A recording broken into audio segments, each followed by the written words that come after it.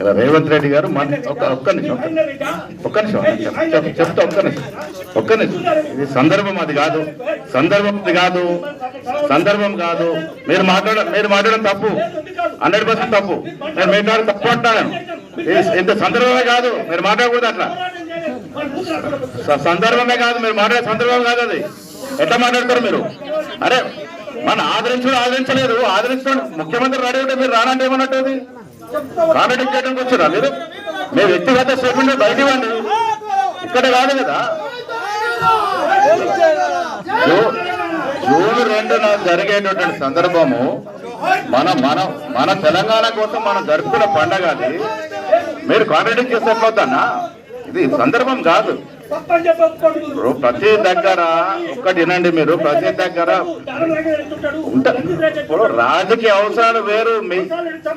రేపు తెలంగాణ కోసము తెలంగాణ మీరు తప్పు మాట్లాడుతున్నారు